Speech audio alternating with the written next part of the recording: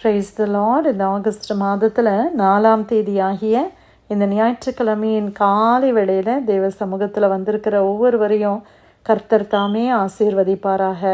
இந்த நாளிலும் நம்ம தியானிக்கிற கர்த்தருடைய வார்த்தை நம்முடைய பரிசுத்த வேதாகமத்தில் சங்கீதங்களின் புஸ்தகத்தில் 34வது சங்கீதம் 18வது வசனம். Psalm 34 verse 18.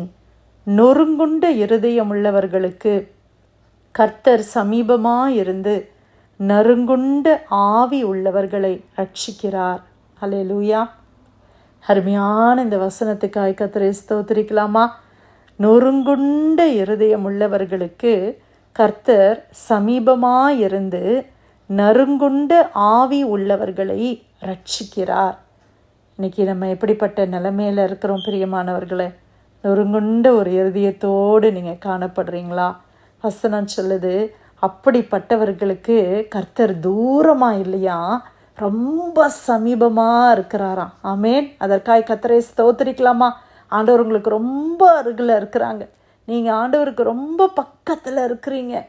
ஒருவேளை எந்த காரணத்தினால உங்களுடைய இருதயம் நொறுங்கி போயிருந்தாலும் ஞாபகம் வச்சுக்கோங்க, கர்த்தர் சமீபமாக இருக்கிறாரு. அப்போ அப்படியே நீங்கள் என்ன செய்யுங்க, ஆண்டவரை பிடிச்சிக்கொள்ளுங்க.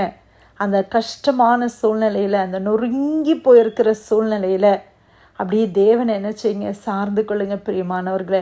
நொறுங்குண்டு இருதயம் உள்ளவர்களுக்கு கர்த்தர் சமீபமாக இருந்து நறுங்குண்ட ஆவி உள்ளவர்களை அவர் ரட்சிக்கிறார். நறுங்குண்ட ஆவினா ஏதோ தப்பு செஞ்ச உடனே நம்முடைய ஆவியில் ஒரு கலக்கம் வருது இல்லையா? அந்த கலக்கத்தோடு இருக்கிற ஒவ்வொருவருக்கும் ஆண்டவர் ரட்சிப்பை கட்டளையிடுகிறார். He saves them.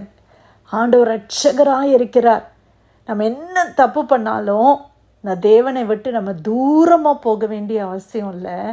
நம்ம தேவனிடத்தில் நம்ம சேர நமக்கு தைரியத்தை கற்றுக் கொடுக்குறார். சில நேரத்தில் பிள்ளைங்க தப்பு பண்ணாங்கன்னா அம்மாவை எப்படி பார்க்குறது, அப்பாவை போய் எப்படி நான் மீட் பண்ணுவேன், அவங்க என்னை ஏற்றுக்கொள்வாங்களா, இல்லைனா ரொம்ப ஸ்ட்ரிக்டாக இருக்கிற பேரண்ட்ஸாக இருந்தாங்கன்னா அந்த பிள்ளைங்க என்ன செய்கிறாங்க, எவ்வளோ தவறான முடிவுகளுக்கெல்லாம் போகிறத நம்ம பார்க்குறோம். ஏன்னா அவங்களுக்கு என்ன செய்ய முடியல, அம்மா அப்பாவை ஃபேஸ் பண்ணக்கூடிய தைரியம் இல்லை. இன்றைக்கி நிறைய பேர் ஆவிக்குரிய உலகத்துலேயும் ஆண்டவரை ஃபேஸ் பண்ண தைரியம் இல்லாமல் தேவனை விட்டு ஓடுகிற ஒரு சூழ்நிலை காணப்படுகிறது. ஆனால் பிரியமானவர்களை ஞாபகம் வச்சுக்கோங்க, அந்த நேரத்தில் நம்மளை ரட்சிக்க, நம்மளை புரிந்து கொள்ளுகிற ஒருவர் உண்டானால் அது நம்மளுடைய தேவனாகிய கர்த்தர் மாத்திரம்தான்.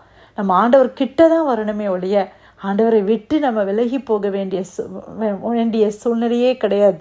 ஆண்டவர் நம்மளை அரவணைக்கிற தேவனாக இருக்கிறார். நம்ம எவ்வளோ தவறு பண்ணுகிறோம். ஆனால் நம்ம தேவனிடத்தில் வரும்போதெல்லாம் ஆண்டவரே நான் இந்த தவறை பண்ணிட்டேப்பா, என்னை மன்னிச்சிருங்கன்னு சொல்லும்போது ஆண்டவர் தயவாய் நம்மளை மன்னிக்கிறார். அந்த பாவத்தை மறுபடியும் செய்யாதபடி நமக்கு பலன் கொடுக்கிறவர் இயேசு மாத்திரம்தான். நொறுங்குண்டு போயிருக்கிறீங்களா பிரியமானவர்களே? ஆவியில் நொறுங்குண்டு காணப்படுறீங்களா? ஆண்டவருடைய பாதத்துக்கு நம்மளை கடந்து வரும்படி இன்னைக்கு ஆண்டவர் நம்மளோட பக்கத்தில் இருக்கிறார் என்பதை ஆண்டவர் பேசுகிறாரே. அதற்காக கர்த்தரை ஸ்தோத்திரிக்கலாமா? யாருமே அருகில் இல்லை, நான் தனியாக இருக்கிறேன்னு நினைக்கிறீங்களா? இல்லை, உங்கள் பக்கத்தில் ஜீசஸ் இருக்கிறாங்க. நீங்கள் ஜீசஸை பிடித்து கொள்ளுங்க. ஆண்டவருடைய கரத்தை நீங்கள் பிடிச்சிக்கோங்க. ஆண்டவருடைய மார்பில் நீங்கள் சாய்ந்து கொள்ளுங்க. தேற்றரவு ஆதரவு இல்லாத ஒவ்வொரு சூழ்நிலையிலையும் ஏசப்பா நம்மளோடு கூட இருந்து நம்மளை கரம் பிடித்து அவர் நடத்துகிற தேவனாக இருக்கிறார். இந்த சங்கீதம் தாவீதால் எழுதப்பட்ட ஒரு சங்கீதம் என்று நம்ம பார்க்குறோம். இந்த சங்கீதத்துக்கு பின்னால் ஒரு பெரிய சம்பவமே இருக்குது பிரியமானவர்களே. தாவீது எந்த சூழ்நிலையில் தெரியுமா இந்த சங்கீதத்தை அவர் எழுதினார்? நமக்கெல்லாம் தாவீதனுடைய வாழ்க்கை தெரியும். ஆனால் இந்த சங்கீதம் அவர் எழுதும்போது அந்த 34ஆம் சங்கீதத்தினுடைய அந்த ஃபஸ்ட்டு போர்ஷனில் நீங்கள் வாசித்து பார்த்தா, தாவீது அபிமெலேக்குக்கு முன்பாக வேஷம் மாறின போது அவனால் துரத்தி விடப்படுகையில் பாடின சங்கீதம். தாவீது சவுலுக்கு பயந்து ஓடுகிற அந்த நாட்களில் அபிமெலேக்கு என்கிற ஒரு பெரிய ராஜா அவன்கிட்டேருந்து தப்பணும். ஆனால் அவன்கிட்டேருந்து தப்புறதுக்காக அவர் என்ன செய்கிறாருன்னா, ஒரு பைத்தியக்காரனை போல வேஷம் போடுகிறார். அந்த வேஷத்தை பார்த்துட்டு அந்த ராஜா சொல்கிறாரு, என்ன ஒரு பைத்தியக்காரனை எனக்கு முன்னால் கொண்டு வந்து நிறுத்தி இருக்கிறீங்களேன்னு சொல்லி அவனை துரத்தி விடுகிறான். அவர் உயிர் தப்பி பிழைப்பதற்காக அநேக காரியங்களை தாவீது செய்தார். இது ரொம்ப எம்பாரசிங்கான ஒரு காரியம்.